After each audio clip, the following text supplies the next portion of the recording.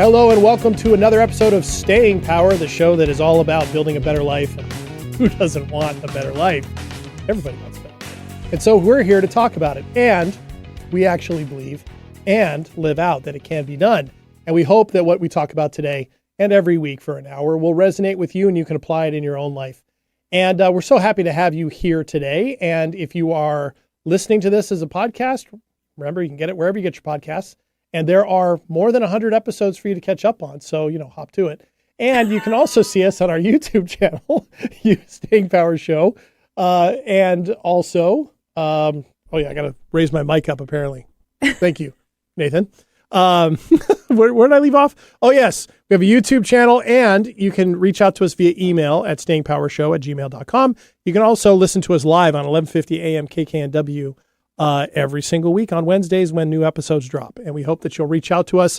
If you want to know how, check out the show notes at any of those locations and you can do that. First of all, before I thank our sponsor for their continuing unflagging, unwielding support, I want to make sure I welcome our co-host, our longtime co-host. Strange day already over here on the mic. I like how you're saying our, like I'm the third party. Yeah, that's true. I am the co-host. This is Ashley. Hello. There she is. Hi, Ashley. Let me just interject right now. Oh, wow. So strange. It's okay. I very rarely crash out of the gate. Long day. I'm having a long day. Yeah, I very rarely kind of stumble out of the gate like that. It's okay. I think that's the first time. It's all right. In a long time. Anyway, yeah, I've had an interesting day. And we'll actually talk about that because the day I had today is kind of at the root of today's topic. But first of all, Ashley, how are you doing? I'm doing really good. Yeah. Actually. Yeah. But I don't want to shy away. We were going to talk about our sponsor. Yes, thank you. First of all, we want to make sure that all of you know about our wonderful sponsor, Pars Revive Renovation. You can check them out at Pars, P-A-R-S, renovation.com. They are a local company here in the Puget Sound area. They work largely on the east side of the Seattle metro area, but they work all over. That does amazing home renovations. And they do it, not only is it amazing in terms of the work, in terms of the quality, but also in terms of the service and the dedication to getting it exactly the way their clients want to get it. In a lot of ways, the way we talk about kind of renovating the insides on this show, Pars Renovation is all about renovating those outside spaces that are so important to actually reinforcing our inside spaces. I don't know if I want to renovate my insides, but it's, I know what you mean. Yeah, it's metaphorical in that sense, but not metaphorical if, in terms of the external spaces. This is true. For Pars Revive Renovation. So make sure you check them out. And if you are in the local area up here in the Pacific Northwest, make sure you reach out to them. And if you do, mention to them that you heard about them on Staying Power and see what happens. I think some interesting things. All right, so thanks to them. And you'll hear more about them during the commercial breaks as well. All right, so Ashley. Yes. Now that I'm slowly kind of coming out of that nosedive, skipped off the mountain a little bit. My wings are still in place. Tail's still, we're flying. Okay, so. Doing all right. So you're doing okay. You're having a good week? Yeah, so far, so good. Okay. Has its ups and downs, but, Like most weeks. Like most weeks. I mean, do you ever have a week where it's like you're flying high the entire week? If I have, it's been a while. I mean, not to sit and think about oh man, I had a bad day today. I had a good day today. But I think overall, my average is usually more on the upside of the scale, to be honest. Mm-hmm. But, have some dips. Yeah. Right? What's interesting too is more often, I think, the days that I have are kind of a mixture of all those things. Like I can even have days where some parts of it feel really great and some parts of it feel terrible. Right? Some difficult parts. And maybe that's not saying anything profound. I mean, because we can have a good day at work, rough day at home, right? Or vice versa. Yeah. Right? True. Or, just kind of being blah, kind of malaise. But those days the kind of days that I have lately are the ones that really stretch me out, right? And test me out.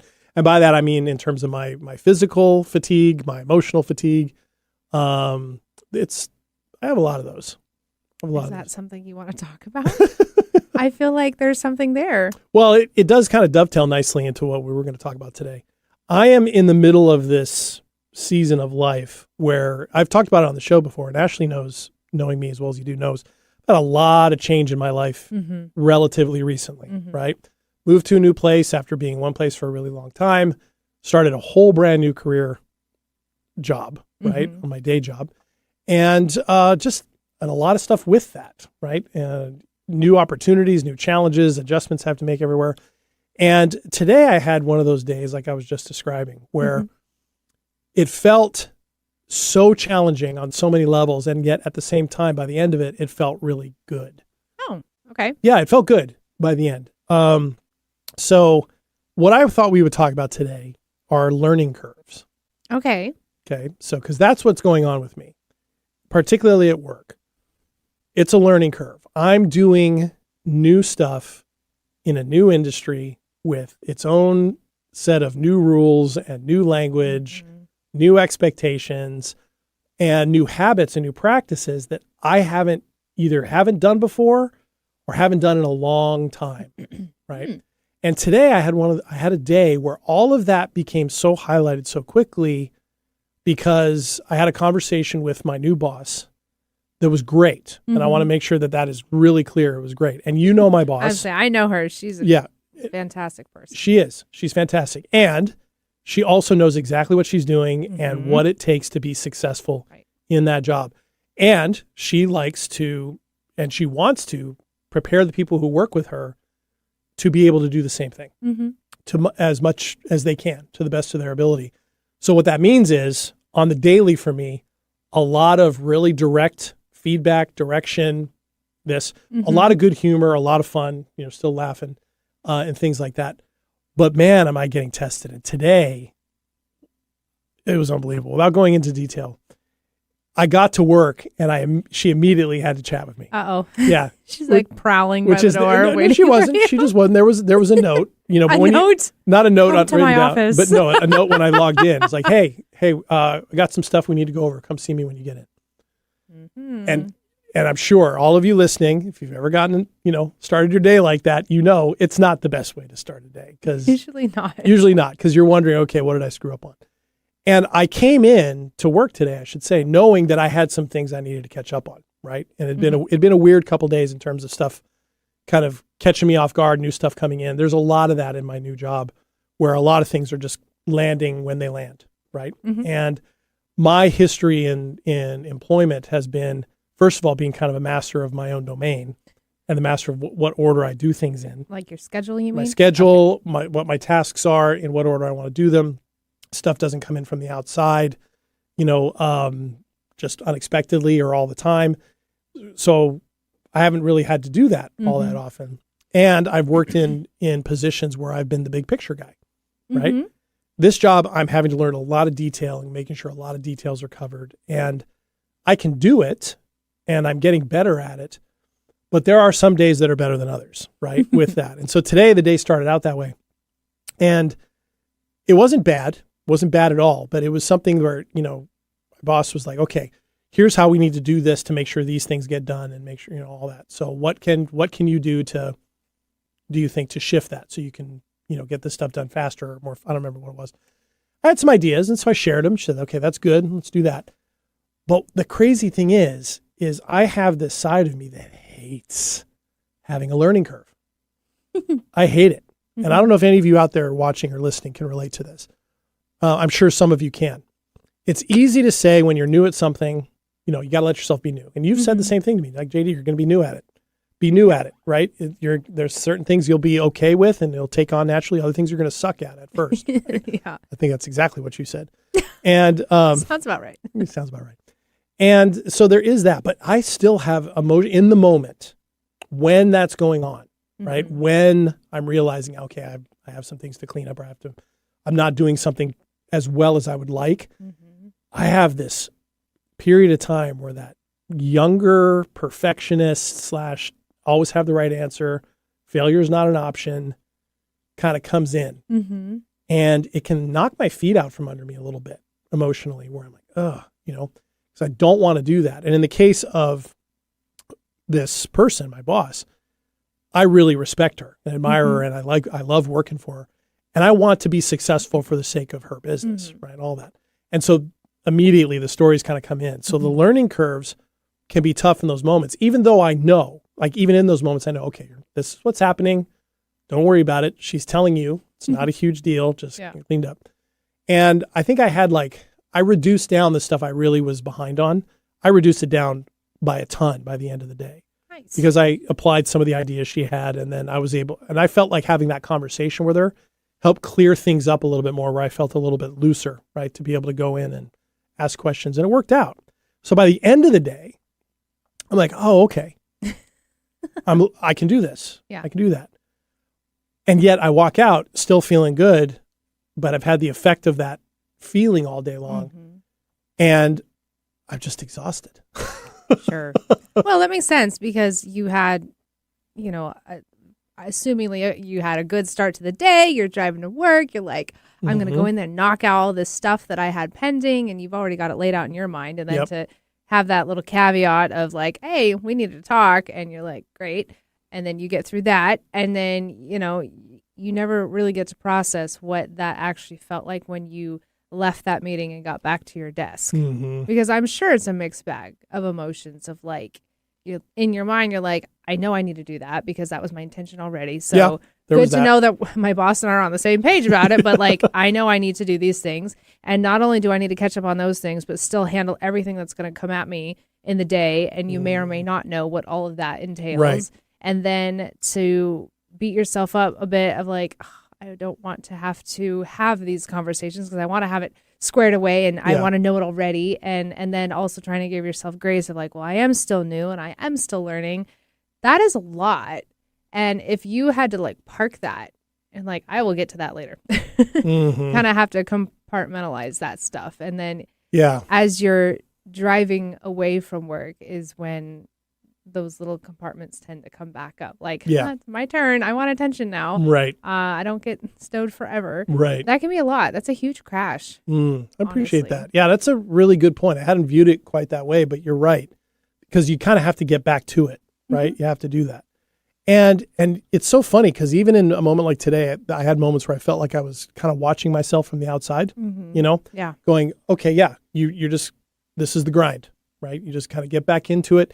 And of course, I know that as soon as I start knocking some of those things off the list, they build momentum, right? You get a few going, okay, get that going, and it's all important stuff. I mean, this is in the health insurance business, right? This is not like you're working retail where like you ring something up wrong. It's like it's a quick fix. There's a lot of stuff. These are really impactful things that you're doing that affect people. Yeah, and there's a lot of rules, and there's a lot of laws, and there's a lot of things you got to remember, and what I so appreciate about the conversation that I had today was the awareness that my boss has on how she knows it's challenging for, she's been doing it for 30 plus years. She knows it's automatic, right? And she knows also that for people coming in, it's not automatic. Right? And so overall, it was really good. And I learned a lot of things about how I need to be approaching learning curves. And I appreciate what you just said, because you're a manager, right? So you see this all the time.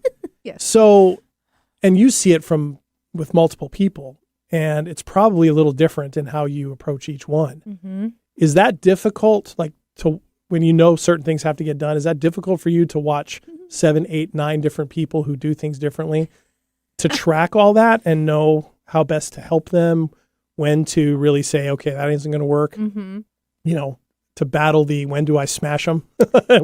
when do I, what's that like for you? It's managing. It can be difficult sometimes. And I would say the first thing that I'm grateful for is I have gotten to the point where I know my staff pretty well. Most of my staff have worked for me for a handful of years. There's only a couple that are pretty new. So I've gotten to the point where I know them well enough that I'm like, I know their strong suits. I know where they need support and encouragement, and I know where their blind spots are. And so then I have learned what the pattern essentially looks like. So if I'm going to lay out like a blueprint of what we're trying to do, and I could automatically see where people are going to be and what their strong suits are and where they're going to miss things. And either I can put other people in the places they're going to miss, or I can insert myself. And so I almost feel like I'm playing like a game of like Battleship, actually, where I'm just, filling things, and like I have to be able to look ahead at something that doesn't always exist yet and determine based off of what I know of my staff, how I think it's going to go. And then or how to direct it. Yeah, or how to direct it to go where you want it to go. Yeah, best instruct and direct them. Yeah. And there are, like, I have, like I said, a couple newer ones, and they do need some direction. They need redirection, and sometimes they need reminders, and sometimes there's blunders, and then we recover. But it is I will say a testament if you have a good manager or a good boss that has that grace and that flexibility to help you along the way and really understand that you are new and that you're learning and that things will happen. Because there are some bosses that don't, It's like you have to get it right from out of the gate, even though you're new. And that's not always feasible. Yeah. It's interesting. She had a good comment to me today. She even said, I think the number one challenge you have is that you're not used to kind of sitting in one spot and just kind of knocking through a bunch of different tasks. And she's right about that, right? I'm used to a lot more free flowing, move around. I like that. I like being able to move from spot to spot, things like that. And yet I've been doing the job long enough, 3 months now, that there are things about it I really do like. There is something about the task accomplishment, which feels good, or when I apply something new, or when something that was confusing before clicks, even if it's around something as simple of how to navigate a certain tool that we're using, something like that, that feels really good. So I'm learning that, but I'm also realizing I don't see what she's envisioning fully, right? So she knows what the job is, and she knows what needs to be done, and she knows what successful metrics look like and successful performance looks like. I'm still learning that. And she could tell me all day long what it is. But until I experience it, I don't know that. Right. So in some ways, I think she can see a future version of me that I can't even envision. That's a good manager. I think so.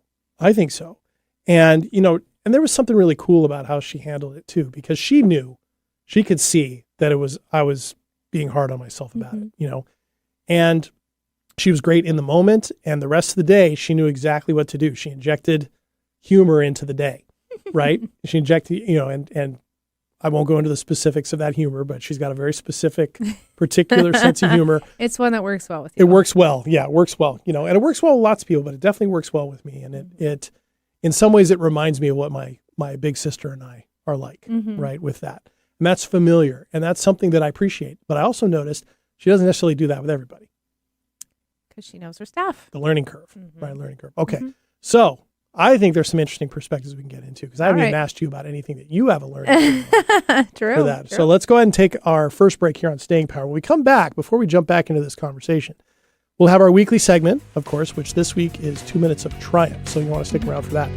Come on back. Let's talk more about learning curves on Staying Power. See you in a minute.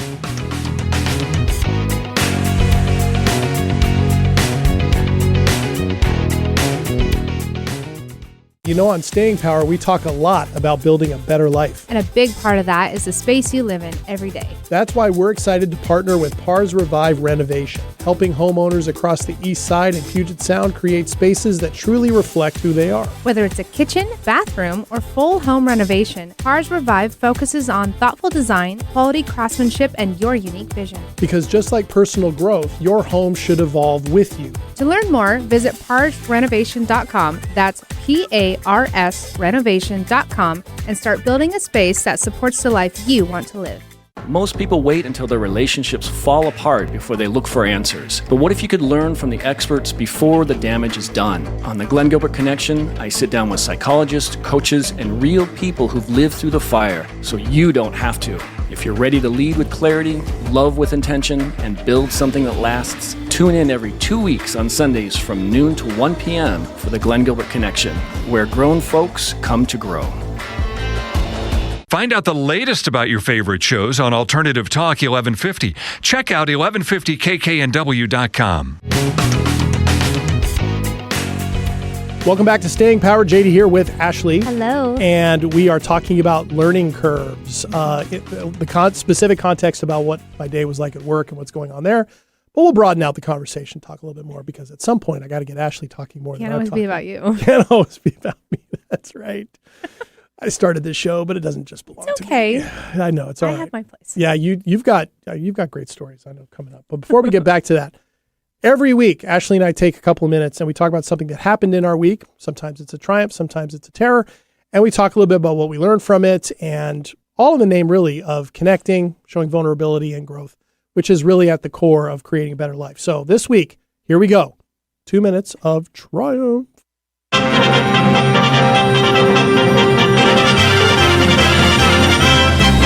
Bingo!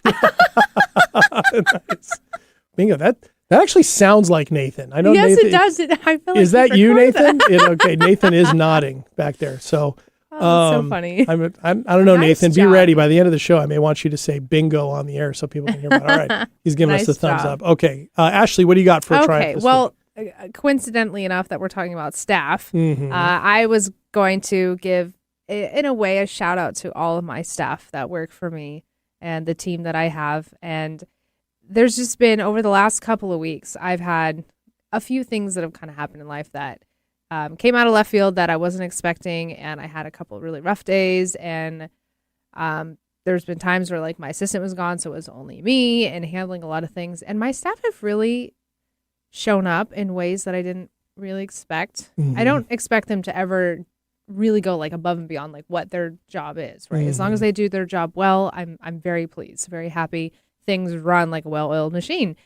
However, there's been some moments where they have really gone out of their way to just acknowledge like, hey, I know you're struggling right now, or I know you're in a lot of pain right now, or you're just having a rough day and how can I help? Or they'll just see something, they'll find my blind spots and they'll fill them. And there is something really special about that, of knowing that you're seen. Yeah. Because usually when the manager's in a bad mood, everyone runs away because they're like, oh, don't want to get on the wrong side of that. However, my staff are like, oh, we need to probably come a little closer to her. It's not that she's overwhelmed and stressed and busy and we need to give her some space so she can get it all accomplished. But it's like, no, she needs a little extra support today. And they've done that the last couple of weeks. And I'm just really thankful for all of them. Oh, that's great. That's a good one. So, That's a good one. you know. My triumph is I can put it under the just the general statement of getting back to the things that work well for me. With all the changes going on recently, particularly the move, but the new job, and there's a commute now, and there's all this stuff. I have not been able to connect as much with my exercise movement routines. My sleep's been off. My food hasn't been the best, that type of thing. And I kind of reached a point in the last week where I was like, maybe a little longer than that. Where I was like, okay, let me just kind of get one of these things back moving again, right? So I was able to do that. I got back to my spin class for the first time in a little while. And it was amazing because there's always that trepidation, right? Like I've been gone for a long time. Came back in, everybody was like, oh, there you are. How's it going? And they all kind of know what's going on. But I was in the saddle for 10 minutes and I just had this feeling of just relief. Like, oh, okay, back.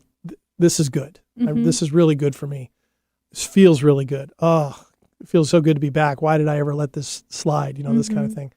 And it kind of started cascading out. It started paying closer attention to my sleep and my food and intake and things like that.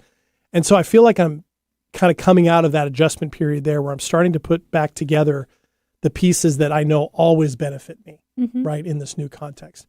That's a huge triumph because it's been a long period of just upheaval.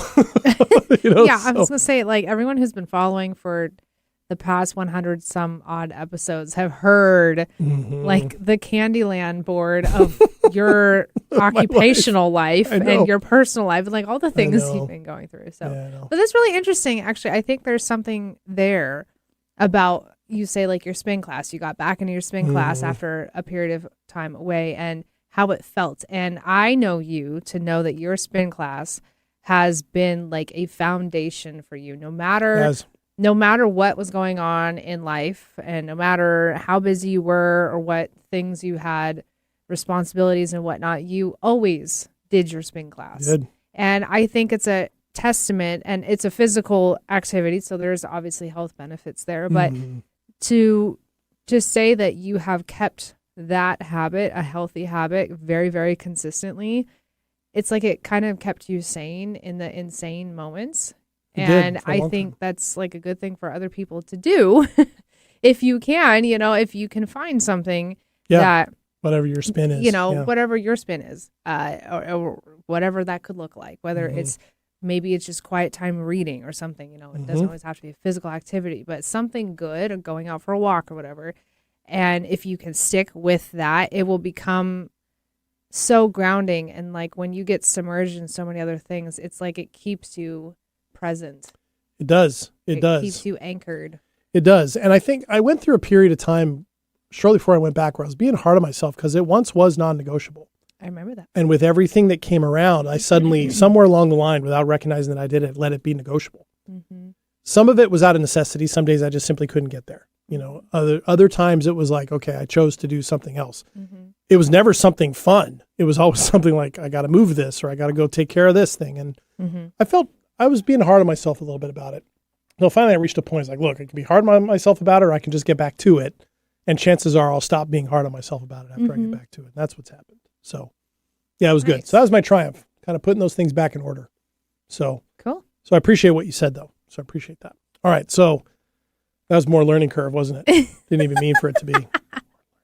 Yeah. So, all right, let's get back to this. So I appreciated that perspective you gave before the break, Ashley, about from manager's position. We were talking about it in a work environment, right? But what I appreciate about what you said wasn't just what you said, but also the fact that it shows there's a learning curve for you.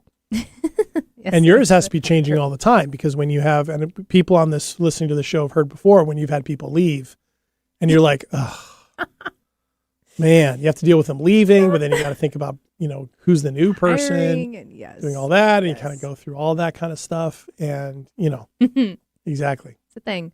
It is. Yeah. It is a thing. My learning curve, actually, I mean, I had a learning curve very, very similar to yours about 5 years ago when I started in the position that I'm in, because it was also like yours, whereas a completely different occupation from what I had been doing before. I had no experience in it at all, no knowledge of it. Like all the terminology and all the concepts and everything were different. Nothing I have ever worked with, known, understood. And also it was a management position. So it wasn't just like, here, start at the bottom and like learn like one rung on the ladder at a time. It was like, no, we're going to put you in charge of all this stuff that you don't know, and people and their roles, and good luck. And you're working public facing too. So you got to figure out that as well. Right. And go make us money. Yeah. Yeah. Keep the business floating and everything's good. Right. Keep clients happy. Right.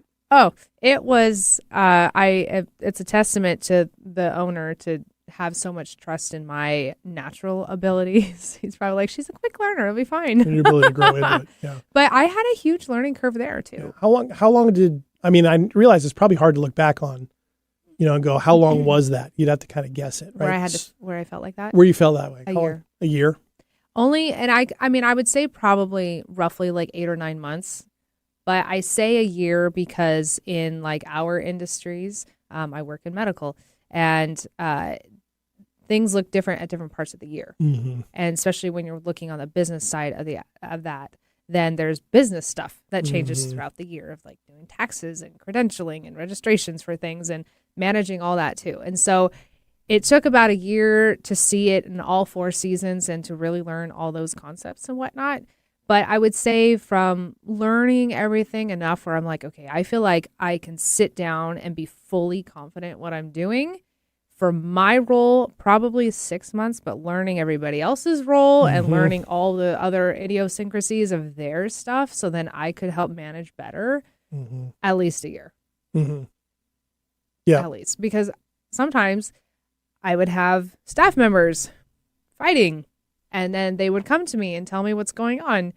And they're, you know, it's like, oh, so-and-so wasn't doing their job responsibility and they left it like this. And it was so frustrating in those moments, because I'm like, I don't know what your job responsibility really is. I don't know what it's supposed to look like to know which one of you is falling short of your job responsibility. So then I had to go back and learn it really quick to then go back to them and then correct this situation. Right. And so were you doing things like going back to the official job description, saying you're supposed to do this? Yes, it was a lot of that. And it was a lot of my own learning and research, because I wanted to be really good at my job. And I felt it was like my duty, my responsibility, not just to be a manager, but to be a manager that knows that entire place inside out well enough that I'm totally fair and correct when I'm correcting people or holding people accountable, or if we're going to change a rule or whatnot in the environment, then does it make sense for everybody? And I have to always look at the big picture. always. And just when I thought I understood the big picture, I realized there was a larger picture outside of it. Right. That then the pieces started falling into place. And then I'm like, oh, there's another picture there. It's like the puzzle kept getting larger and larger and larger as the pieces were coming together.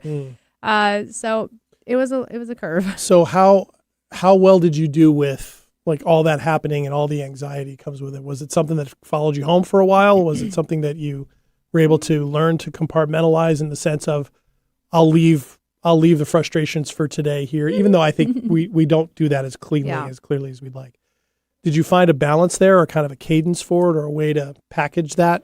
In the beginning, I didn't feel it as much, probably because there was so much I was ignorant to that I was like, oh, today was an all right day. Like I did this and this and this, and I totally fell flat on my face there, but I don't think it had such a ripple effect. So I'm probably okay, and not knowing that it probably compounded into something massive. So the first bit of time, it wasn't too bad. Of course, I had my frustrations, but I was like, Ashley, you're learning, and everyone understands you're learning. It was probably year 2.5 to 4. That period of time when I had the awareness to know what is right and wrong and what is expected of me. And that's that time when things got really stressful was hard. Yeah. I couldn't ever put it down. I didn't even know how to put it down.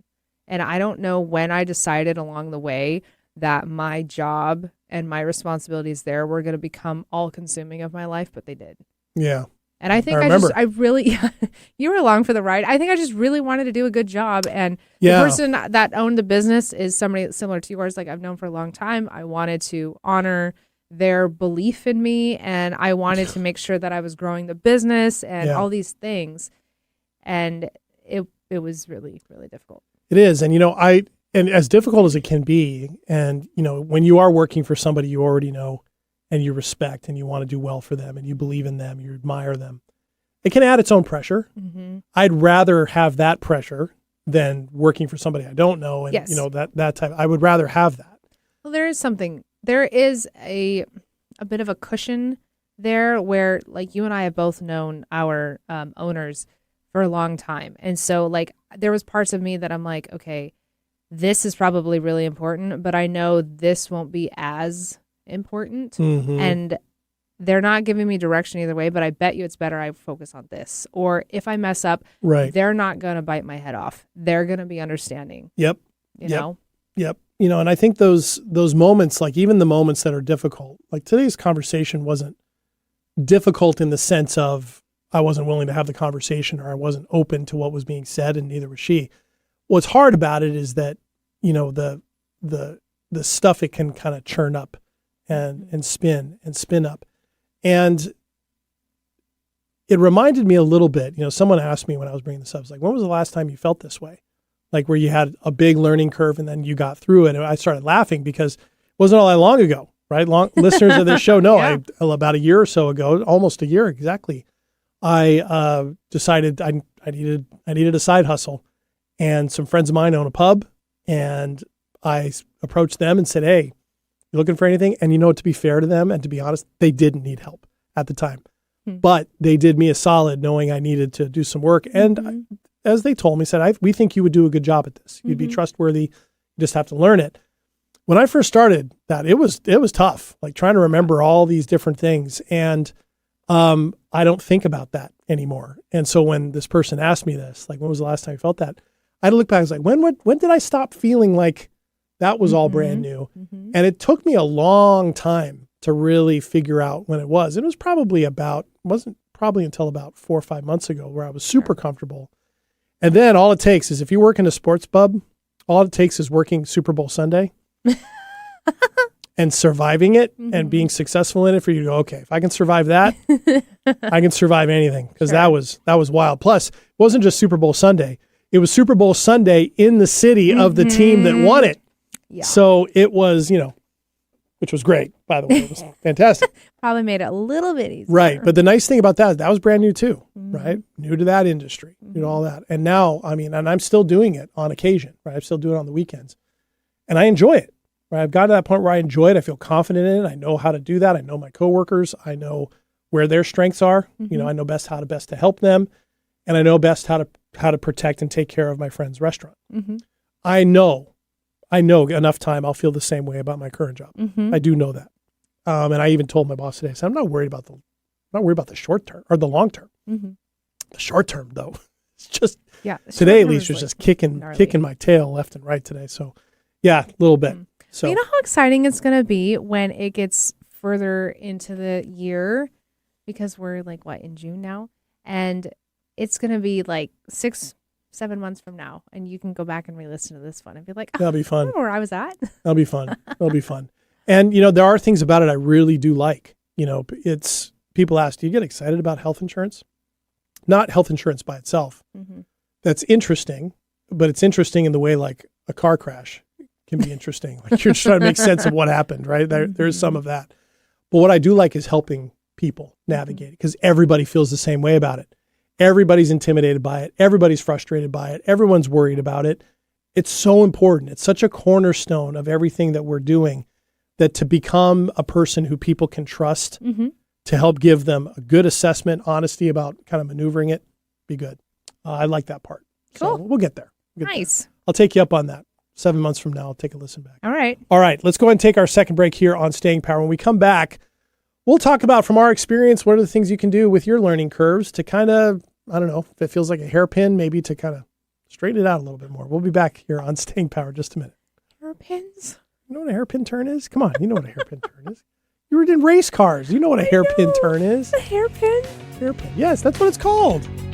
You've not heard this before? Yes, I have. It's so funny. All right.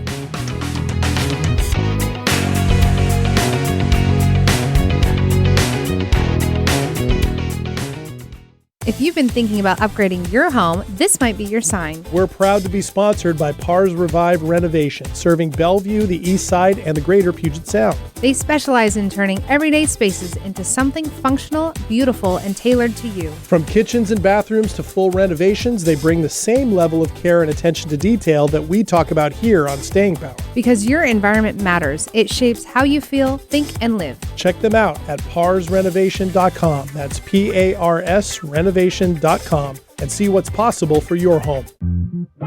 Don't ask me to talk. There's a lot of talk out there. Political talk, sports talk, girl talk, trash talk, and so on. But there's only one, Don't Ask Me to Talk, helmed by conversational off-roaders and podcast pals Eric Ryder and Stacy Heller. They follow every tangent they encounter, from cultural blind spots to their infamous weekly Wheelo topics. Listen wherever you listen to your fave podcasts. Subscribe and share too. Or tune in every Saturday at 3 p.m. or Tuesday at 4 p.m. on KKNW. Talk radio with a purpose. Alternative Talk 1150. Welcome back to Staying Power. JD here with Ashley. Hello. And we are talking about learning curves and the challenges in them. And what I appreciate, Ashley, from a work perspective, you're giving the sense of the learning curve for the manager side. Mm-hmm. I'm giving the perspective from the managed side, which is kind of fun. It's kind of fun. And I'm getting a lot out of it. And I was thinking about this over the break. The one thing that we talk about so often on the show is that really where growth happens and where we build resilience is in the middle of discomfort. Mm-hmm. How we handle that, how we see it, how quickly we recognize what's happening and connect to the options that, or the practices or whatever it might be that we know help us. Mm-hmm. For me, a big one is just to be aware that something's happening. Mm-hmm. Like when stuff's kicking up, I'm like, okay, I'm taking this hard. This is going to pass, right? Let me just sit with this for a little bit and move through. So what I'd like to talk about in the end here is just based on your experience, my experience, anybody going through their learning curves, what would we want people to remember or apply that would be helpful to them? So when I mention it that way, like what kind of advice or perspective would you give to people besides find a good job and a good manager like Ashley? Or find a good managed person like JD. Nice response.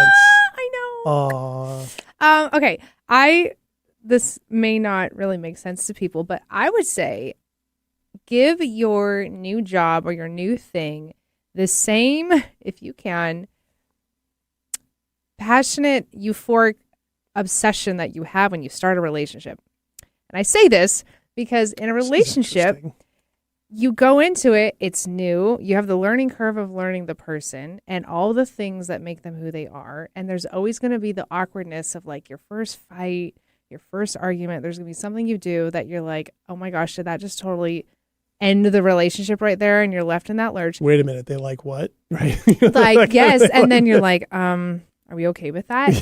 I feel like that's kind of same way as when you're starting a job, because you are learning everything about it. It's new and you're going to make mistakes that you're like, did that just cost me my job? Did that just really cause an issue for somebody else? Or am I in the wrong place? Yeah. Am I in the wrong place? Should I leave? Yeah. But they're different, right? Because most people go in a job because it's a job. It is, you must do this. Yeah, you got to stay alive. You need necessities, right? And relationships we get into because we usually want them. But it's like, have you considered looking at your job like it's something you want? The same way you would look at a relationship. That's a pretty good one. Pretty good one. Okay. I like follow that. Follow that. Oh, she just challenged me. Like, does that make sense? Am I a little off my No, it does. Okay. It does, because we can go into it with a lot of trepidation. Yeah. Right. And wanting to look good and wanting to do that. And some people go into relationships like that, afraid to show who they are, right? Or afraid to show the idiosyncrasies we all have, right? All the things that human beings do, those, and you wonder how those are going to go, right? And all that kind of stuff. I think that's a big one. And I think following that out would be then to, when that begins to transition and you're starting to recognize what that relationship looks like, what are the things you're going to focus in on that work really well and that feel good, right? And give you meaning and give you connectivity, and what things you recognize you just have to find a way to work with. Right. There is that. So in that sense, it is relational, right? To add to that, if we're going to treat this as kind of like approaching a relationship, one of the things I'm learning is it is absolutely vital in the middle of a learning curve to acknowledge it to yourself by acknowledging it to other people. And if you can, to acknowledge it to somebody who, is in the same boat or has been there before, or if you're fortunate like I am and you are, to be able to go to the person who you're working for and say, okay, this is happening for me. I'm still learning how to do that, right? Because this person I work for now, I've been friends with for years. And so sort of working through and developing the dynamic where this person is still my friend and this is a person I work for, that's added some interesting ingredients. And I think we're actually navigating that really well. Nice. And I think even today's conversation, I'll look back on and go, okay, that was a big one, right? For us kind of bringing all those things together. I think talking about it matters, particularly if you are somebody who is a perfectionist, who has those core responses, those emotional responses that you just notice, right? They can freeze you down, or you can feel whatever your physiological responses, you can feel those come up. Talking about it with someone is important. There's somebody in my office who was hired about a week after I was. The difference is he's got a ton of experience in this field. He's been doing it for a long time, but this is a very different job for him. So he has his own learning curve in all of this, right? Sure. And it's been so nice to have that. And where our learning curve challenges are popping up are in two completely different places. Really? Yeah. And so and the other person is actually okay in the other area. And so we're learning to communicate, commiserate, and go, okay, yeah, I'm not following that. Right. Yeah. And not in the sense of, okay, what the hell is this, right? Or anything like that. It's just like, okay, how are you navigating this type of thing? And give each other support. That part's nice. I think it's really key to do that because, as we've talked about on the show before, we figure things out by talking them out. We don't figure them out by stewing on them, by thinking about them time and time again. We actually have to get them out of the thinking space and into something communicative and expressive. Writing it down, talking it out loud, right? Some sort of process to do that, because that's when we hear ourselves say these things out loud and then we make connections with those, right? Even talking about this on this episode, the perspective you're sharing from being a manager, right? And having been there yourself makes me go, oh, okay. And chances are tomorrow when I'm at work again, I'll be thinking about that and that will pop up. And that's going to provide a sense of belonging, being understood, being seen, as you mentioned. I think that matters a lot. So don't keep it in. Don't pretend that it's not there, because it is. It is. And if you're saying there's no learning curve in the job, part of me thinks maybe you're bored with the job. I don't know. Well, yes, because I would hope that those who are listening to us, they want better in their life and they want a better life, which means you're always growing and you're always striving to learn new things and to challenge yourself. And I don't think there's anything wrong with having a job that feels comfortable if you have a lot of other chaos and things in your life. Sometimes having to go to a 9 to 5 or whatever the hours are, and that's kind of a calm place, right? Because you can show up and you know the routine and you know what's expected of you and you know what you need to do to hit the marks. Sometimes people need that. Yeah. Especially if like at home things are falling apart, or like other areas of their life. They need some spot where they're like, I'm hitting the target every time. Yeah. Yeah. Sometimes those are good to have those. Yeah. Times. Yeah. Well, when I was talking in our 2 minutes of triumph, when I was talking about getting back to my exercise routine, that's in these last few years of that, what'd you call it? The Candyland board of my life. That was an anchor. Mm-hmm. A lot of everything else could be in flux, but my health, my nutrition, all those things were in line. Like, okay, I've got this part nailed down because that's what I actually have direct control over right now. Mm-hmm. The rest I'm trying to work my way through. I think that matters a lot. Yes. And the one thing I'm reminded of is that perfectionism, if that's why you're not saying anything because it's image management when you aren't, right? You're trying to keep something in, you don't want to be seen as, learning or not perfect. Mm-hmm. A friend of mine said to me today said, if something is perfect, how can it grow? Very true. Very true. And we are talking about growth. We aren't talking about, you don't do these things so you can arrive at a point in life where then you no longer have to grow and everything's fine. And that's a better life. Mm-hmm. When we say building a better life, we're talking about doing that all the time. Mm-hmm. It doesn't stop, right? Because that's really what a meaningful life is a growing life. And that takes some difficulty to do that discomfort. And so my hope is, and I'm sure some months down the line, I'll be able to look back and go, okay, that's what that discomfort brought me. Mm-hmm. But man, it is uncomfortable to be in it. And if I'm not talking about it, that's what leads me to things to like, I just freeze in place. Mm. If I don't talk about it, I slow down and I freeze and I avoid, and I don't want to do that. So I think it's really good that you know yourself. Hopefully. On that little about knowing yourself, in the job that I had previously to the one I'm in now, I worked 10 years for a manufacturing company. And in those 10 years, I worked in different departments with different responsibilities. And I got hired into that job not knowing anything about that either. But I was good talking to people and I was good on customer service. And I started there in my early 20s. I think I was 20 actually when I started working there. Wow. And I know, so young. And I started in the department that I knew, which was customer service. I had to learn all the things about it, right? Mm-hmm. But over the years, then I kind of outgrew my role. And I still wanted to keep learning. And then they're like, okay, we're going to put you in the inventory department. I didn't know anything about inventory. I didn't know anything about a lot of the other products that were in there that I didn't learn during customer service. I had to learn all of that. And then like as soon as I figured out how to do that role, then they're like, we're going to put you in charge of logistics. And every time I had just learned my role, they moved me. Mm. And I liked the challenge. I liked learning new things. But there was something about it that part of me was like, if I'm so good, why are you moving me? I'm so good at this. And you said I made the department better. Why are you taking me away from it now? And I learned later that looking back, at least my perspective of it is that there was just skills that I had that they're like, oh, we can apply these in multiple places to really help out different departments. And I think the only reason I really did well is because I was so assured of myself. Even at a very young age, I was like, I know how to do a good job. I know how to show up on time. I know how to work hard. Like I had ethics. I'm like, I don't know anything about these products. I don't know about the materials they're made out of. I don't know anything about shipping to different countries. I know nothing about any of that. But I'm like, I know how to learn. And I know how to quickly fix a mistake. And I know how to recover. And I know other things. And that is probably why I kept getting moved always, because they're like, no matter where we put her, she's going to be fine. Mm-hmm. And there was a lot of pressure there because I knew a lot of people in the upper management, and I'm like feeling everyone's watching. Yeah. How is she going to do? Sure. Did she really get this because she worked hard for it, or just because she knows people did she get that position? Got it. Yeah, that's its own form of pressure. Mm-hmm. Did you worry about making mistakes? Yes. Yeah. And I made some.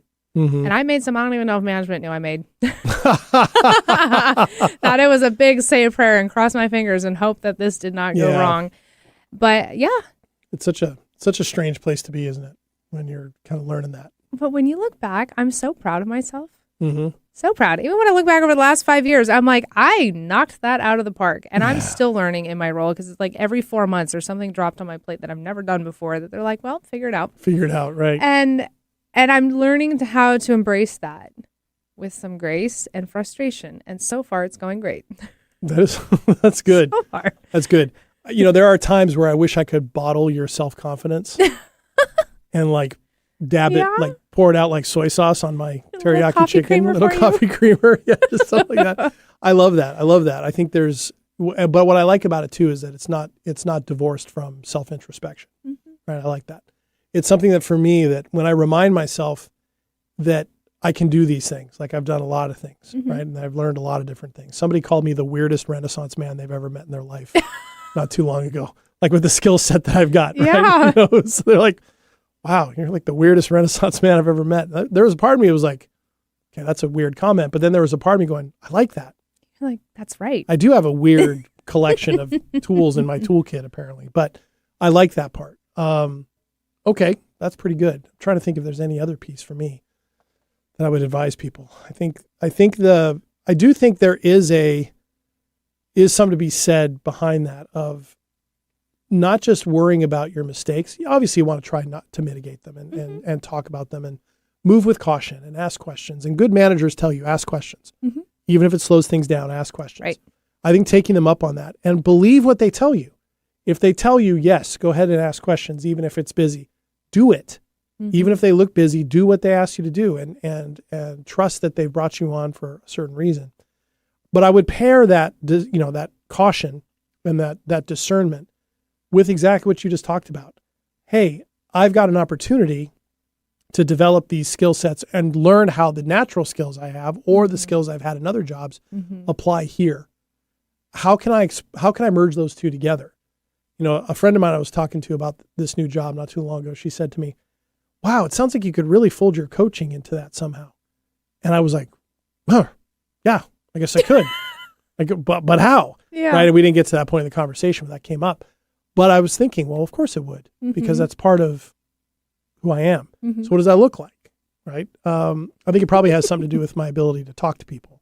Right. But something like that. So I think allowing for that, you could be worried about mistakes. Go ahead.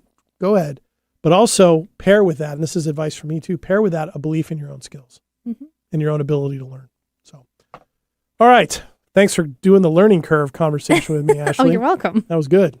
Thank you to all of you for sticking around for this whole episode of Staying Power. Remember, if you missed any of this episode or you'd like to catch up on our other episodes, all 125 of them, you can get this as a podcast wherever you get your podcasts. You can also see us at our YouTube channel, Staying Power Show on YouTube.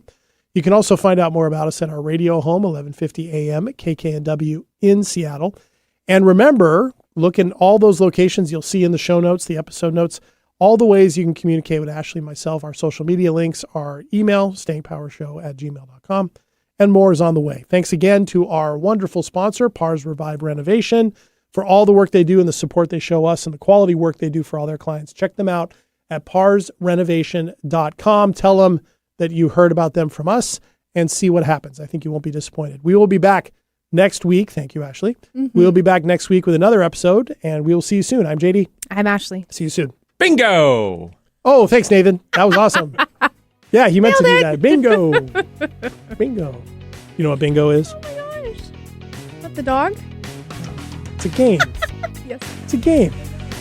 I guess you got to be born in the 50s to know what that is. Yes. Yes.